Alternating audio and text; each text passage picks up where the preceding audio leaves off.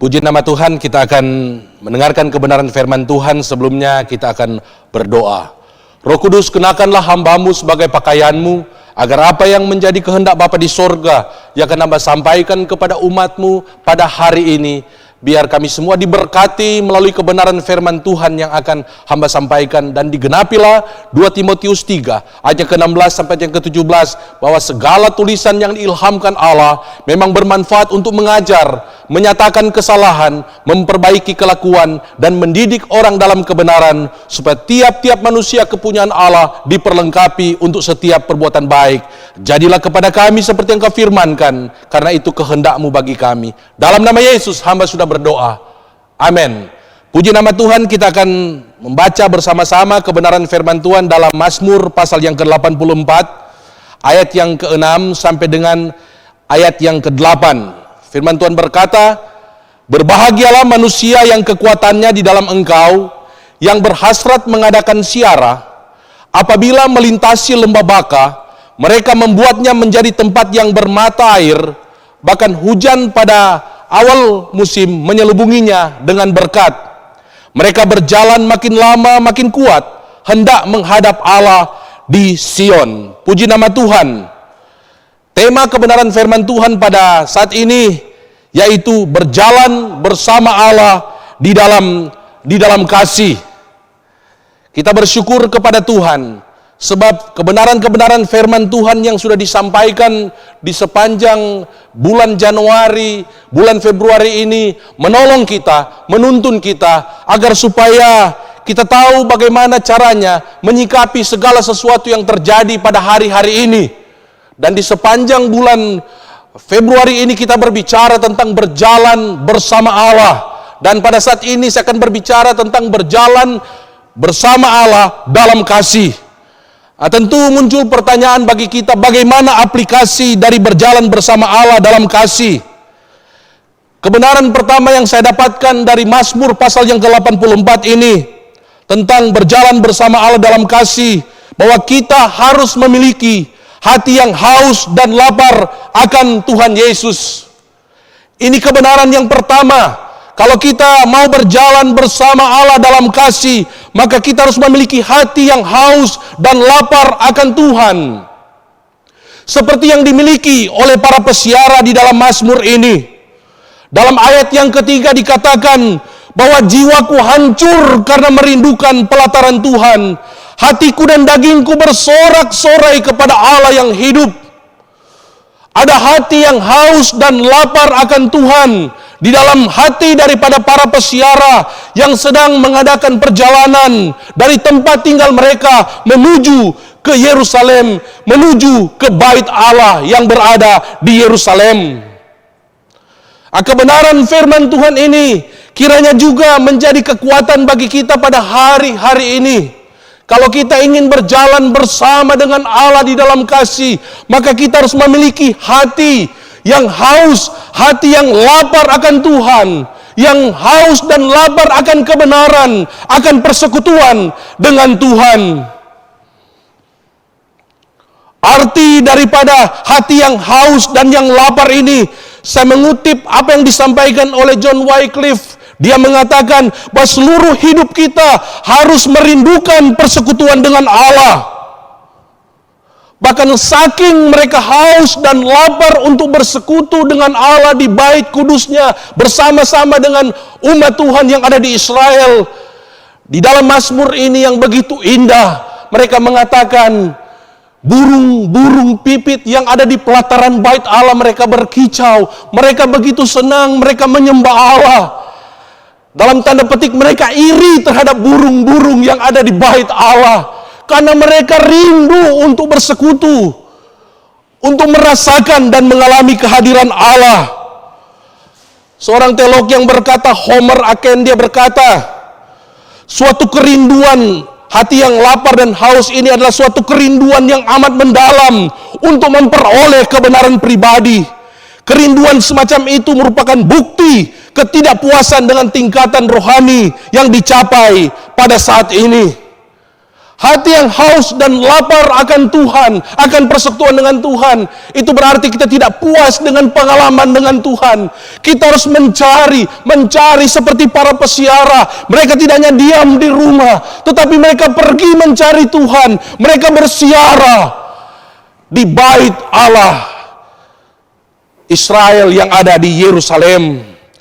Berjalan bersama Allah di dalam kasih berarti kita harus memiliki hati yang sama dengan Yesus, yaitu hati yang rindu bersekutu dengan Allah. Kita tahu seumur hidupnya Yesus rindu bersekutu dengan Allah, dan hati yang lapar dan haus akan kebenaran. Betapa Yesus adalah pribadi yang haus dan yang lapar akan kebenaran firman Tuhan. Kita membaca dalam firman Allah, dia senantiasa merenungkan Taurat Tuhan siang dan malam. Dia mengajarkan firman Allah. Dia berdoa, dia memuji Allah, dan dia menyembah Allah.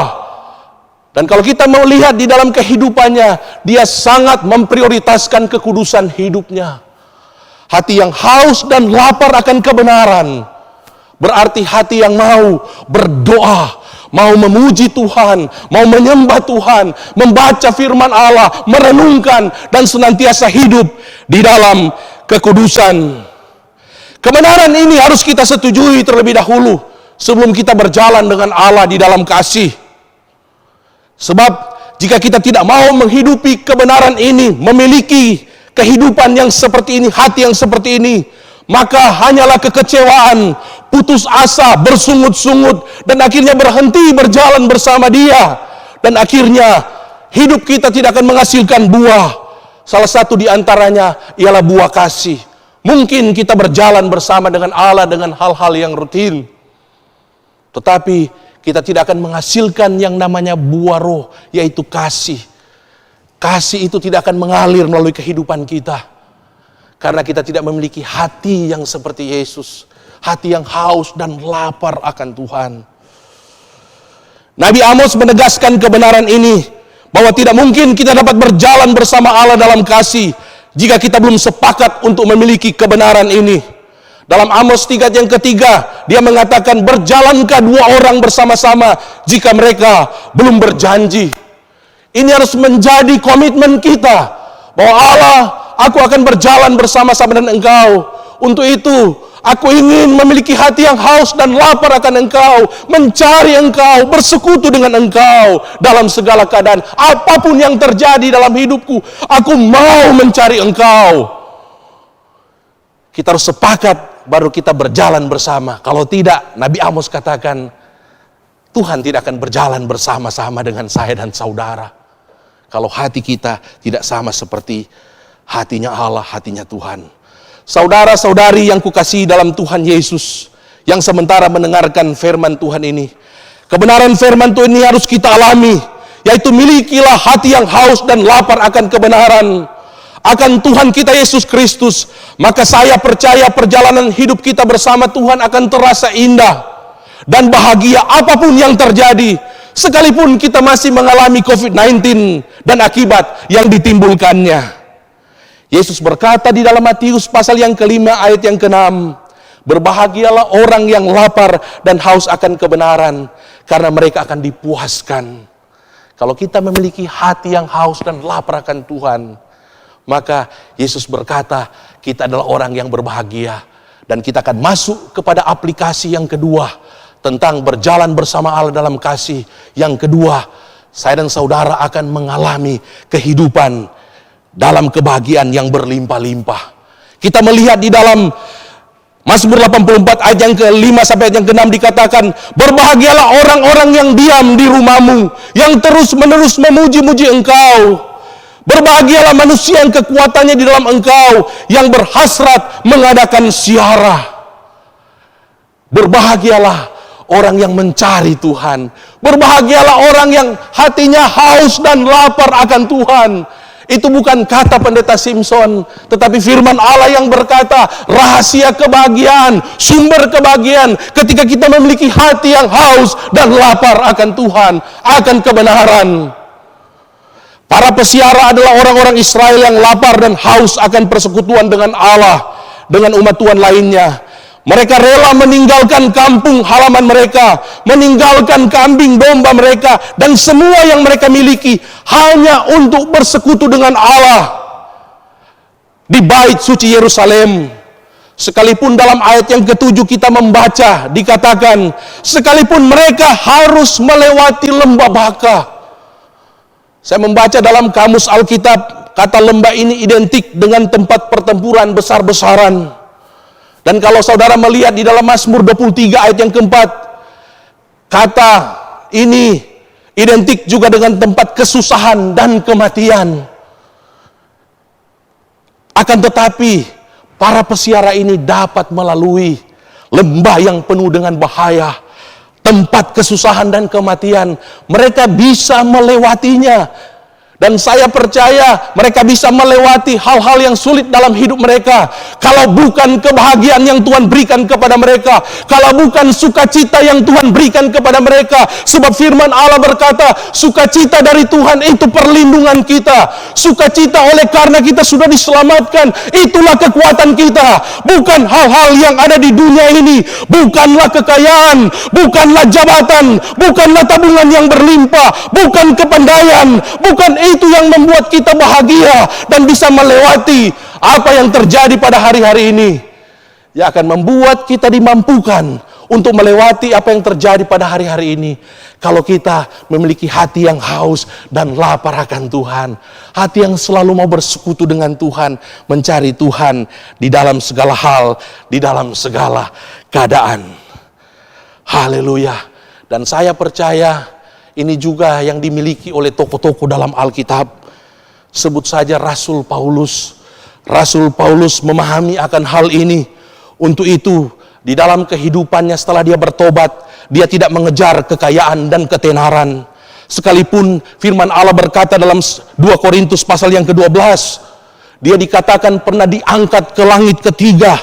Kemudian dia dibawa ke Firdaus. Dia mendengarkan suara daripada yang maha tinggi. Tetapi Rasul Paulus tidak terjebak dengan apa yang membuat orang ingin menjadi viral, ingin menjadi tenar, dan mungkin bisa menghasilkan kekayaan daripada kesaksiannya yang luar biasa. Saya mau ingatkan kepada kita pada zaman akhir ini, roh akhir zaman adalah roh yang ingin mencari ketenaran dengan menghalalkan segala cara. Anak-anak Tuhan jangan sampai terjebak dengan hal ini. Jangan sampai kita memberikan kesaksian yang meninggikan diri kita sendiri, menambah-nambahkan pengalaman kita. Rasul Paulus menceritakan ini karena ada kebutuhan. Dia menceritakan 14 tahun yang lalu. Jangan belum terjadi kita sudah bersaksi. Atau sudah terjadi kita menceritakan dan melebih-lebihkan. Kalau dalam istilah teologi ini dinamakan operasionalisme. Artinya orang-orang yang punya satu tujuan, untuk ketenaran, untuk kekayaan, sehingga dia merekayasa setiap kejadian dalam hidupnya. Dia menganggap kalau itu benar dan tidak benar, kalau itu berbohong itu tidak penting. Yang penting dia tenar, yang penting dia banyak pengikut, banyak kekayaan. Operasionalisme jangan sampai merasuk kehidupan kita. Jangan oleh karena kedudukan, jabatan, dan ketenaran kita menghalalkan segala cara. Karena itu bukan sumber kebahagiaan. Kita tenar, tetapi kita tahu dari kebohongan. Dan saudara tahu, iblis adalah bapa daripada segala pembohong. Saya mengajak, mendorong kita semua jemaat-jemaat Tuhan, dan semua yang mendengarkan siaran live streaming ini, mari kita memiliki hati yang rendah hati. Jangan kita mau suka mengatakan yang tidak benar, atau melebih-lebihkan sesuatu, karena itu bukan sumber kebahagiaan. Puji nama Tuhan. Haleluya. Rasul Paulus berkata dalam ayat yang ke-10, karena itu aku senang, aku bergembira, aku bersuka cita dan rela di dalam kelemahan, di dalam siksaan, di dalam kesukaran, di dalam penganiayaan dan kesesakan oleh karena Kristus. Sebab jika aku lemah, maka aku kuat. Karena dia tahu bahwa ketika dia justru dalam hidup ini dia serupa dengan Yesus, dan itu memang keinginannya. Kalau saudara membaca di dalam Filipi pasal yang ketiga ayat yang ke-10, yang ku kehendaki ialah mengenal Tuhan, menjadi serupa dengan penderitaannya, dengan kematiannya. Luar biasa. Kiranya ini juga yang menjadi visi dan tujuan hidup saudara. Dan saya percaya kita akan melimpah-limpah dengan kebahagiaan, melimpah-limpah dengan sukacita.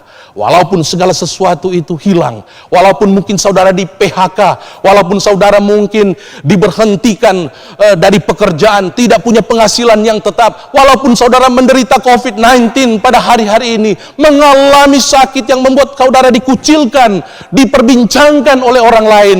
Tapi sumber kebahagiaan saudara adalah saudara serupa dengan Yesus.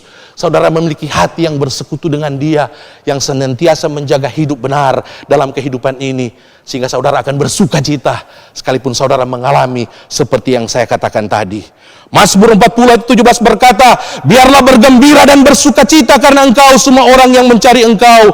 Biarlah mereka yang mencintai keselamatan daripadamu tetap berkata, Tuhan itu besar. Haleluya, haleluya. Kebenaran yang ketiga, sebagai aplikasi bagaimana kita berjalan bersama dengan Allah dalam kasih. Yang ketiga, berarti hidup kita menjadi berkat dan mengubahkan keadaan di sekeliling kita. Mazmur 84 ayat yang ke-7. Firman Allah berkata, apabila melintasi lembah Baka, mereka membuatnya menjadi tempat yang bermata air. Bahkan hujan pada awal musim menyelubunginya dengan berkat luar biasa. Kalau saudara memiliki hati yang haus dan lapar akan Tuhan, hidup saudara pasti akan penuh dengan kebahagiaan. Maka otomatis saudara akan menjadi berkat di sekitar saudara. Dimanapun saudara akan menjadi berkat. Seorang teolog dia berkata, ketika para pesiara melewati lembah yang tidak berair, di mana hanya pohon balsam yang dapat tumbuh, terjadilah perubahan. Lembah kering diubah menjadi tempat yang bermata air. Ketika pesiara tersebut, perhatikan kata-kata terakhir, menerima dan menyalurkan berkat. Apakah saudara diberkati pada hari-hari ini atau sebelum masa pandemi COVID-19? Kalau saudara sudah menerima berkat, salurkan berkat itu dimanapun saudara berada. Karena itu yang dilakukan oleh para pesiara, oleh tokoh-tokoh di dalam Alkitab. Kita akan menjadi berkat dimanapun kita berada. Kalau kita berjalan bersama Allah dalam kasih, maka sebagaimana Allah itu adalah kasih. Firman Allah berkata Allah itu adalah kasih. Dan barang siapa tetap berada di dalam kasih, ia tetap berada di dalam Allah dan Allah di dalam dia. 1 Yohanes 4 ayat 16b. Maka kalau kita berjalan dengan Allah dalam kasih, konsekuensinya kita juga harus mengasihi mereka yang ada di sekitar kita.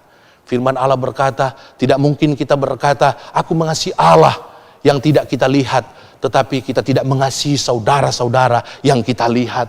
Kalau saudara mengasihi saudara-saudara yang saudara lihat, pasti saudara akan mengasihi Allah yang tidak saudara lihat. Itu logikanya dan itu sesuai dengan firman Allah. Puji nama Tuhan. Yang terakhir, apakah yang akan kita alami jika kita berjalan bersama Allah di dalam kasih? Tentu ada berkat-berkat Tuhan yang Tuhan akan sediakan. Yang pertama, kalau kita berjalan bersama Allah dalam kasih, maka kita akan selalu dikuatkan oleh Roh Kudus. Kita akan dipelihara oleh kasih Tuhan, di mana kebaikan demi kebaikannya akan mengikuti kehidupan kita, baik secara pribadi, keluarga, maupun orang-orang yang kita layani. Sebab dalam ayat yang ke-8 firman Allah berkata dalam Mazmur 84 ayat ke-8 atau teks kita pada hari ini, mereka berjalan makin lama makin kuat hendak menghadap Allah di Sion. Tantangan boleh ada di sekitar saudara, tetapi kalau kita memiliki komitmen mau berjalan dengan Allah dalam kasih, kita akan semakin lama semakin kuat dalam mengikuti Tuhan.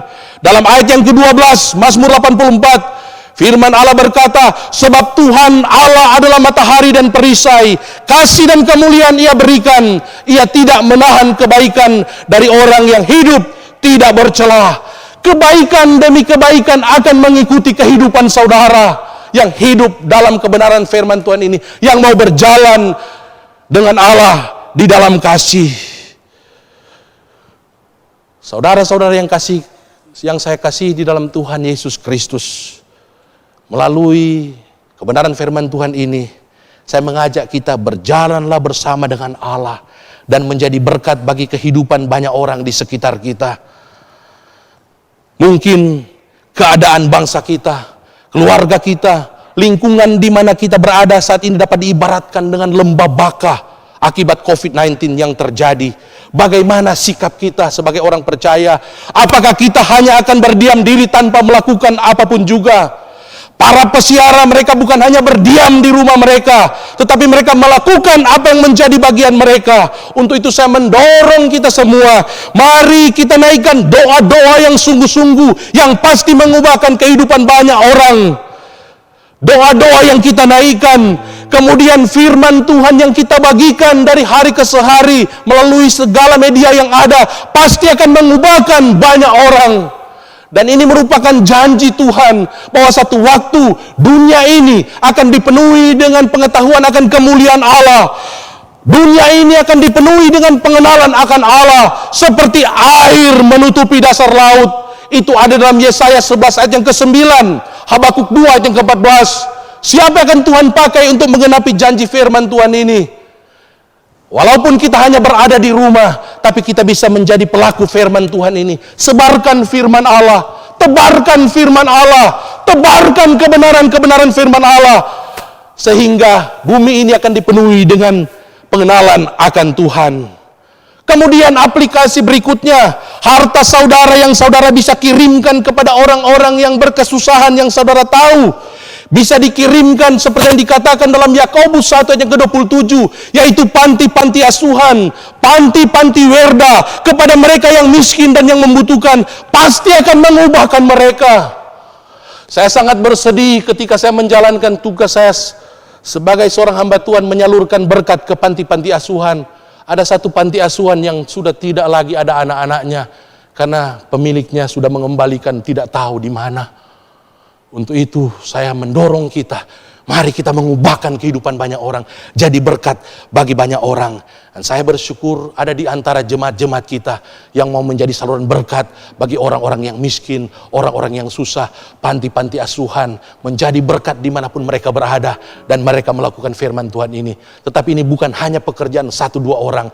Mari kita sama-sama ubahkan keadaan sekeliling saudara, karena Roh Kudus akan menolong saya dan saudara. Karena Tuhan berjanji kita akan berbahagia, dan kita sudah berbahagia karena keselamatan yang Tuhan berikan kepada kita. Untuk itu mari kita membawa dampak dalam kehidupan ini, mengubahkan keadaan sekeliling kita. Berjalanlah bersama dengan Allah di dalam kasih.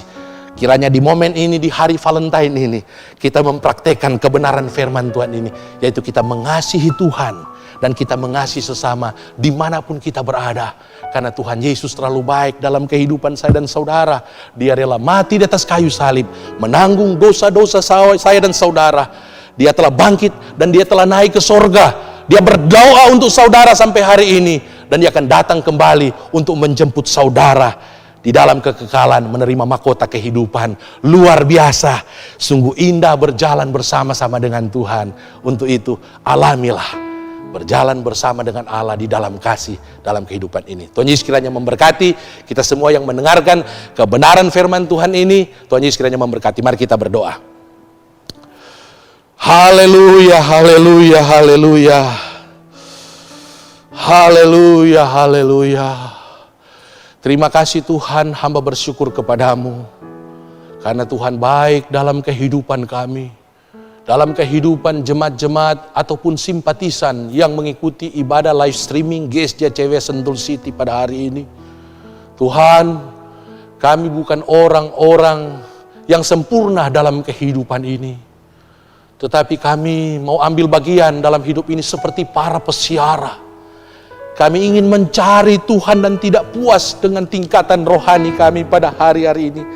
Kami akan lebih memperbanyak waktu doa kami, berdoa dengan sungguh-sungguh, berdoa sampai kami mendengarkan suara dari sorga bahwa aku mengabulkan doa-doamu. Inilah anakku yang kepadanya aku berkenan. Kami ingin mendapatkan peneguhan yang daripadamu. Untuk itu tolonglah kami pada hari-hari ini, untuk kami terus berdoa. Kemudian kami membagikan kebenaran-kebenaran firman Tuhan menjadi berkat bagi orang lain. Kemudian kami menjadi berkat bagi mereka yang hidup dalam kesusahan yang ada di sekitar kami. Kiranya Tuhan tolong agar ini yang menjadi kehidupan kami. Hamba berdoa, diberkatilah setiap jemaat-jemaat. Ada yang bergumul dalam sakit, mereka Tuhan jamah, Tuhan sembuhkan. Oleh bilur-bilur Tuhan Yesus mereka menjadi sembuh. Di dalam nama Yesus. Beri kekuatan bagi jemaat-jemaat yang mungkin di PHK. Atau mereka yang membutuhkan kebutuhan-kebutuhan ekonomi. Tuhan tolong, Tuhan berkati mereka pada hari-hari ini. Terima kasih Tuhan, bahkan berkatilah terus gereja Tuhan di tempat ini. Bahkan berkati semua umat Tuhan yang mengikuti live streaming ini. Tuhan memberkati setiap pergumulan, baik pribadi, keluarga, pekerjaan dan usaha mereka. Bahkan pelayanan yang Tuhan percayakan, Tuhan memberkati mereka dengan melimpah-limpah. Demikian juga dengan pimpinan kami, kepala sidang kami. Tuhan akan memberkati dengan berlimpah-limpah. Dalam nama Yesus, hamba sudah berdoa dan mengucap syukur untuk firman Tuhan ini. Amin.